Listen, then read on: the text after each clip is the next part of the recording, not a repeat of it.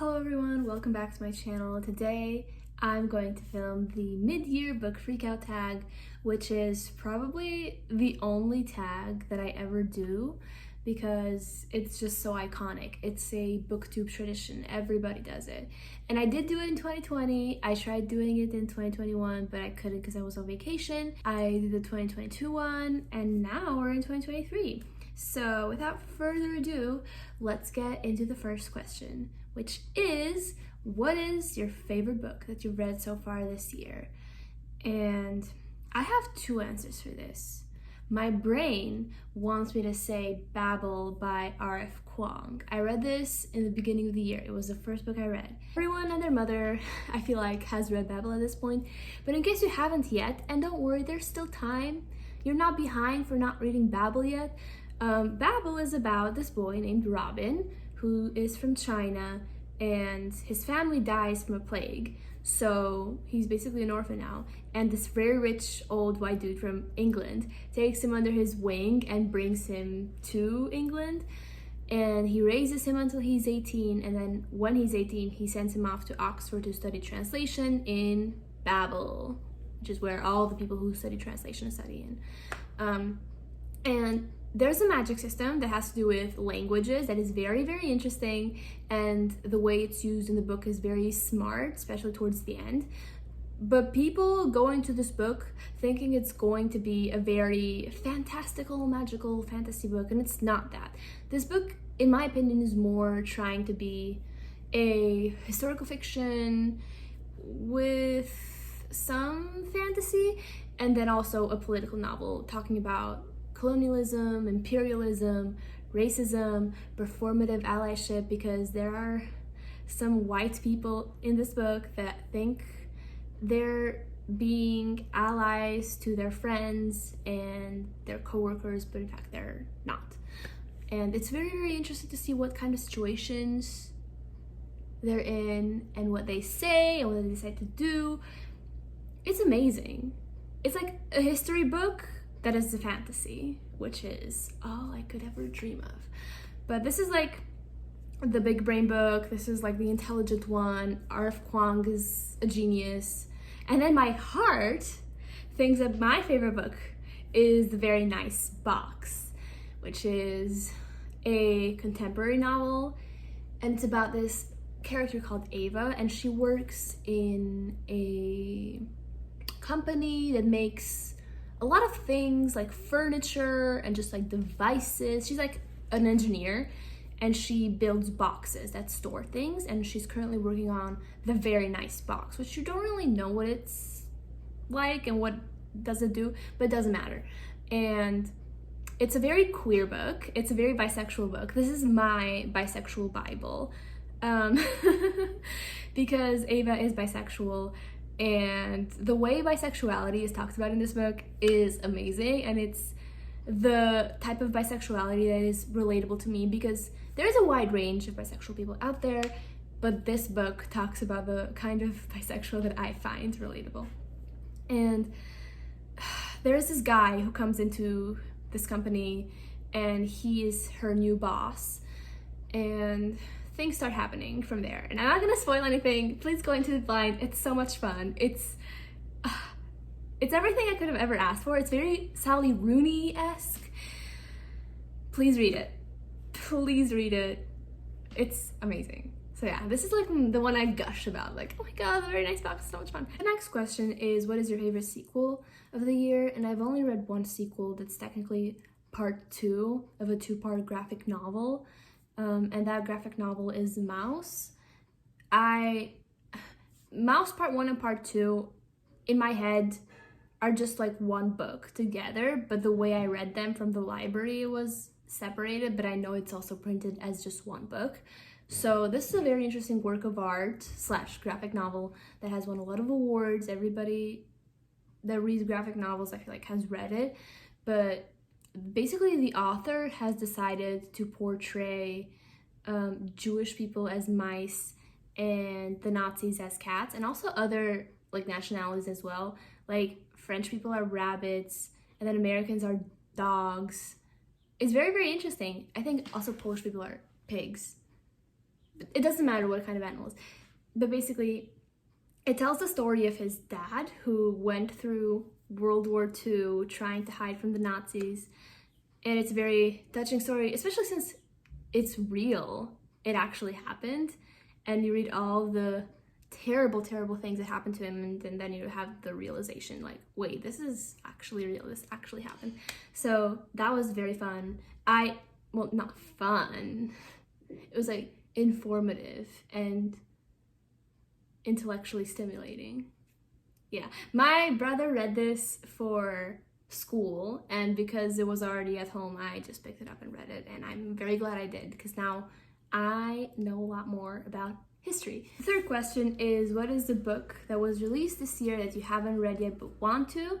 And for this, I'm going to mention Everything's Fine by Cecilia Rabes. I don't know how to pronounce it. I'm sorry. I do follow her on Instagram, so maybe I'll see an interview pop up and she'll say her name. I'm currently reading it, but I've only read like this much, so very little. This book is very interesting. It's about this Black woman named Jess, and she went to university with this guy named Josh, who's white. Jess is the left-wing one, and Josh is the one who's conservative, but they happen to work at the same bank after they graduate. And right now I'm still in the part where they're friends, but I know that as the book progresses, they start developing a relationship, which is very unlikely and very shocking to a lot of people around them because they're not politically aligned with each other. And that does become a problem as the book starts approaching the 2016 election in the United States. And I'm very excited to read it. And I want to read more political fiction, political novels. Like, obviously, Babel was sort of political, but it was also a fantasy book. This is taking place in the real world. And I want to read more. And I also want to read more books about people doing their jobs, like workplace novels, because I really like The Very Nice Box, and that was also a workplace novel with like dynamics within the workplace. I love that shit so much. And yeah, that's why I'm reading this book.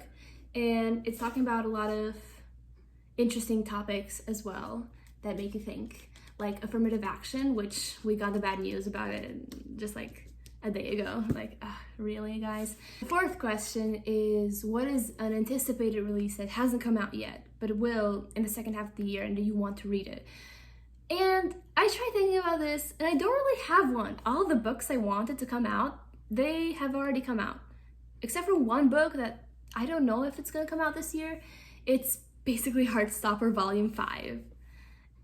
Alice Oseman, we're waiting. It's been a long time since I've read new Heartstopper content, and I miss it. And yeah, I miss 2021 just in general. Next question is your biggest disappointment. And oh boy, do I have a disappointment. That disappointment is The Wind-Up Bird Chronicle by Haruki Murakami. So, I've been a Murakami fan since 2020. I read Norwegian Wood during quarantine when it first started. Loved it. And then I read Kafka on the Shore beginning of 2021. Loved it even more. 5 stars. They both made it into my favorite books of the year lists. And then in like June 2021, I read 1Q84. Very, very excited. I thought it was gonna be another 5-star. It wasn't. It was like a middle of the way book. Too long. Didn't like the plot as much. And then I took a 2-year break from Murakami, which is crazy to think about. It's been 2 years, damn.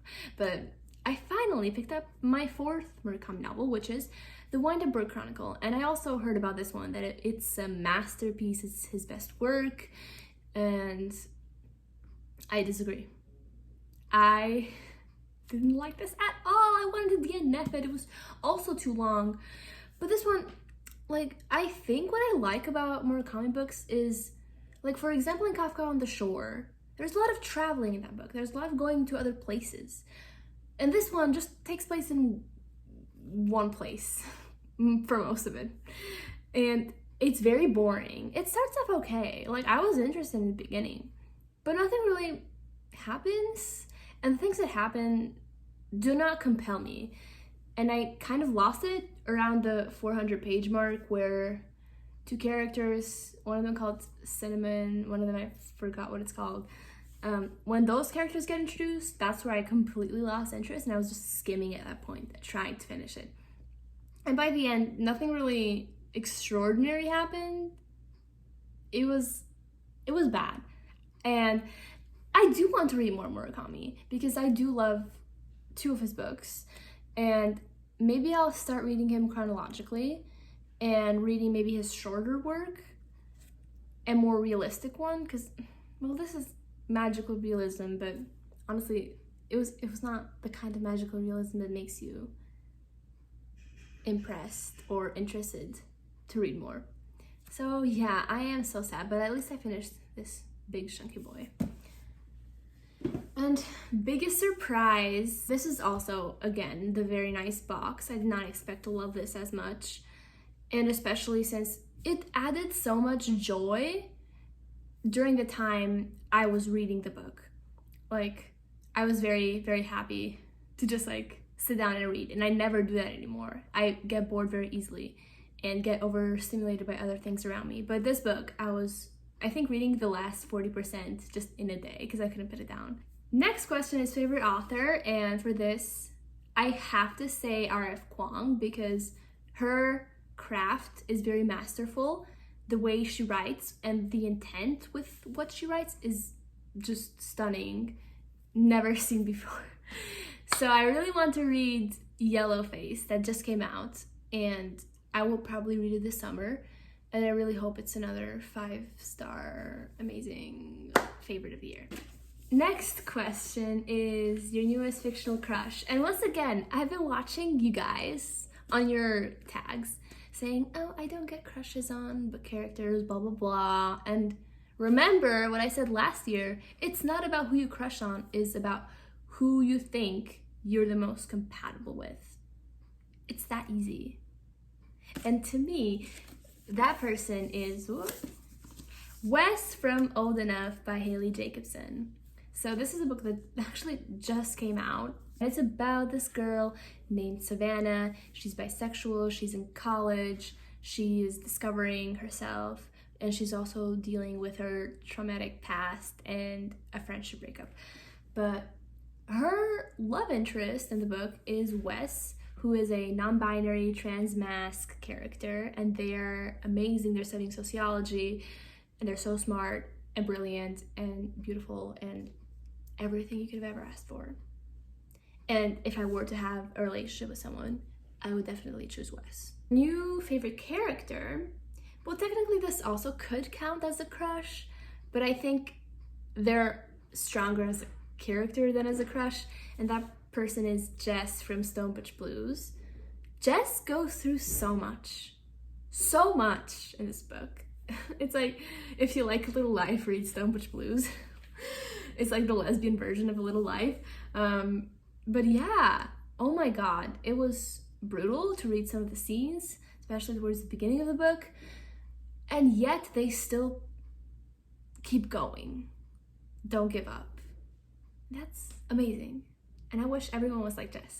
The book that made me cry, I don't really cry with books. The only book that has truly made me cry is A Little Life. That has made me like shed real actual tears. But I did tear up while reading, and this is so funny. I teared up with a very nice box, obviously, because I found it so relatable, and I was on the plane and very sleep deprived. And I was coming back from Seattle from a conference, and I just stumbled upon a part that was so relatable, and I was literally like tearing up on the plane, and people around me like probably like, girl, what is wrong with you? Why are you crying? Because I was reading this book on my phone, so people just saw me staring at my phone and crying. But it's fine. I don't regret it. The book that made me happy this year is Old Enough by Haley Jacobson. Sorry guys, I just read 10 books this year so far. I don't have any options to choose from these questions. And some of these books I didn't like, so I can't mention them. So sorry, there's gonna be repeats. But Old Enough, I really enjoyed because of the depiction of queer community, bisexuality, diversity within the queer community as well. So the main character is bisexual, she's cis, but she has a lot of friends who are other identities. There's very good polyamory rep, which we don't really see a lot, and people sometimes forget that they're part of the LGBT community as well. There's a non-binary trans mask character, which again, trans people are very, very rare in queer books. You don't see them that often, and when we see them, it's always such a joy, especially when they're done well, and this one is done extremely well. And I think they're based on the author's partner, because her partner is also, pretty sure, non-binary trans mask.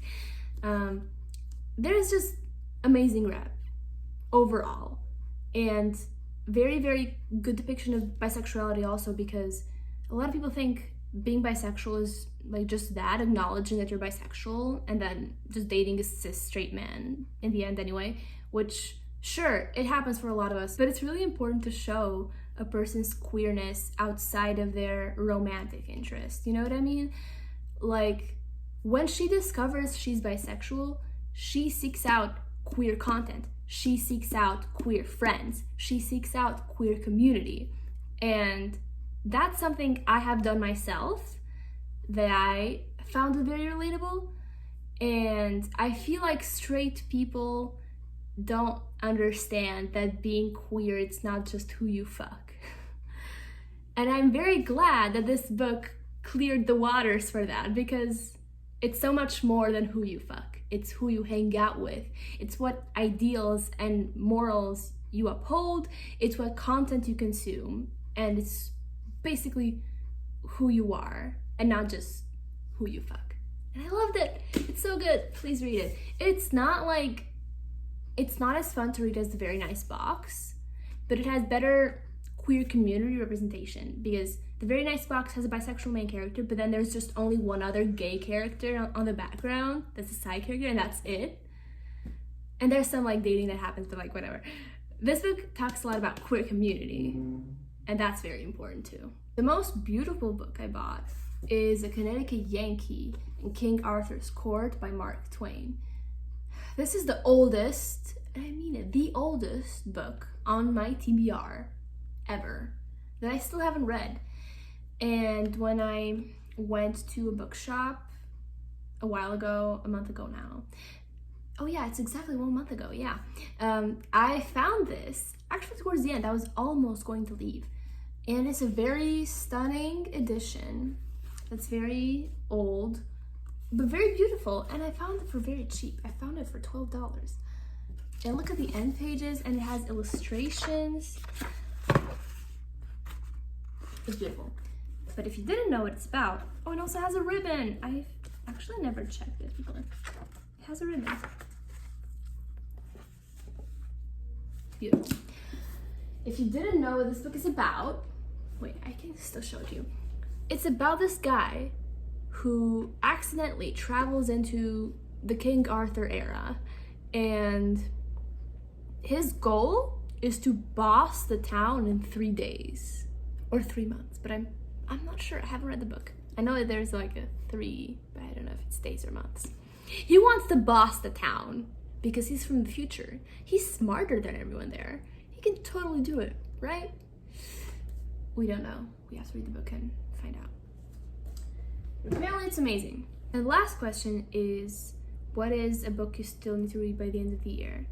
I am a very big mood reader, so I don't really plan what I'm gonna read. So it's always just like what I feel like reading. But a book I've been reading since April, that unfortunately I didn't finish because my hold expired and I finally got it again, is The Other Mother. It's a memoir, and it's detailing the author's journey with motherhood as a lesbian in a lesbian relationship. It's really good, but I still haven't finished it yet, but I'm 50% through. So I will finish it very soon, finally. And that's it for this tag. Thank you for watching. It's always so much fun to do these tags, but it also has made me reflect on my reading year. And this year has been very, very hard, partially because of school and life. And because of that, I haven't read as much as I used to before. I've only read like 10 books this year. I don't want to be hard on myself for reading less books than I've read before, because obviously I'm not living the same life that I was 2 years ago. But I do want to be more intentional with my reading, and I've noticed lately I've been reading a lot of sapphic books, which is great. I love reading sapphic books. If you watched my other video that I did last month, you see how much I love sapphic books. But I do want to go back to some of the other things I like for example, speculative fiction. I haven't read much speculative fiction in a very long time, and I miss fantasy, sci-fi, weird books. I also want to read more gay books that are MLM. Like A Little Life is one of my favorite books of all time, and it has a male-male relationship, but ever since I've only been reading like female-female or sapphic relationship books, and I haven't read any male-male ones. Also like trans books. I want to read Detransition Baby by Tori Peters. That's like the trans Bible. Is it a trans Bible? Let me know in the comments. And lastly, I do want to read more political books, and that's why I picked up one recently, and I want to keep doing that because politics is something I've been getting more into this past year. And I want to read nonfiction as well and learn. Because learning is very important. Reading is very important. And that's it. Thank you so much for watching. I'll see you guys next time. Bye.